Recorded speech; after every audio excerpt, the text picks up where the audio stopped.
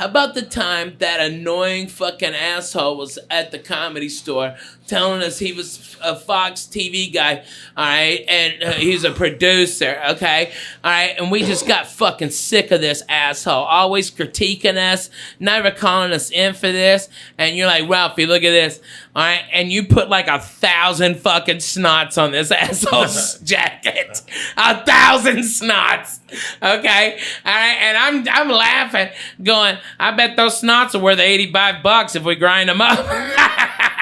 Lee, for years, I would put snots on people. It started with this teacher in high school, Mr. Zink. And I hung out with his daughter, Susie Zink. She was fucking a great friend of mine. We were tight good friends. old Susie Zink. But this guy had a suit, and I would tap him on the shoulder.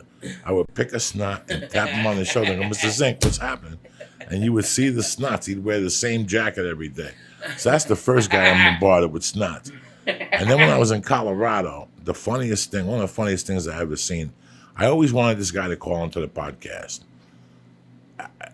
This is a guy that I didn't do comedy, but he became my friend along the way. He was a brother of a friend of mine in Colorado. And one morning, I did a Quaalude. It was the night before Thanksgiving. Man, what were those like, Coco? Oh, my God. It was the night before Thanksgiving. This is what happened. I had moved to Aspen in April of '83. And by fucking September, I was lonely, guys. You know, I'm a fucking 18-year-old kid, 19-year-old kid in fucking Colorado. I just came from New York robbing shit. I just robbed a jewelry store. I was building a reputation and shit. By the way, was that when George was the getaway driver, but he didn't know? No. Oh, that was when Timmy, and he listens to it. No, Timmy knew. George was the getaway driver for the gas station. Yeah, and he didn't even know he was. He was all hair on out. I love it. What were we talking about? I'm sorry, Aspen, Colorado. No, we were talking You were homesick. I was really fucking homesick. And there was a guy that had a little hotel across the street from, at this place, it was called the In-N-Out Sandwich Shop.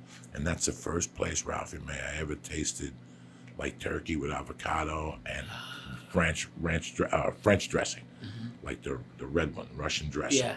Oh my God, all healthy. In fact, the guy comes to my shows in Buffalo. We reconnected in 1983, but across the street was a chateau, and in front of it was a hitching post that you could sit there in Aspen, Colorado, downtown, and people would pull over if you were going down valley.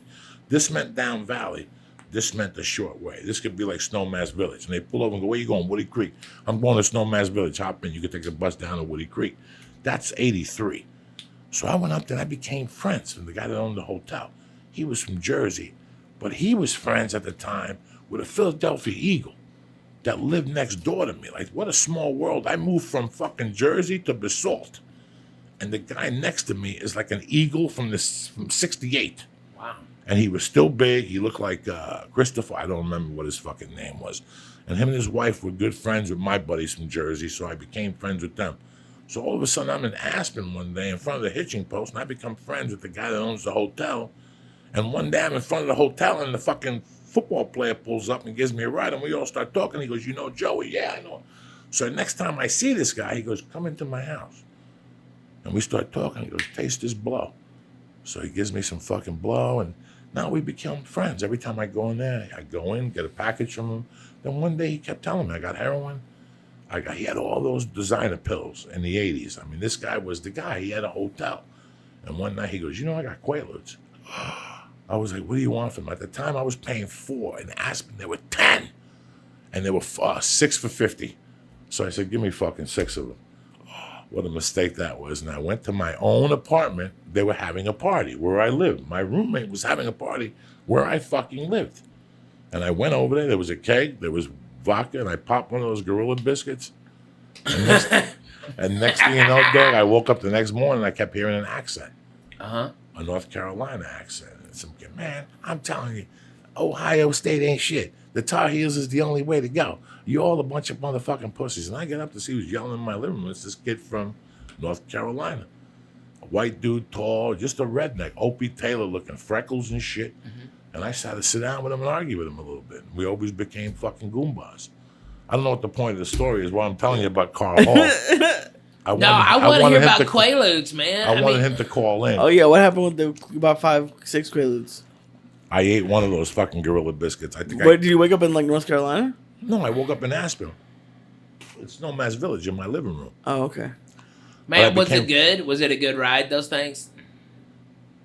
He doesn't know. I mean, would No, you... fuck yeah, I know. Oh my God.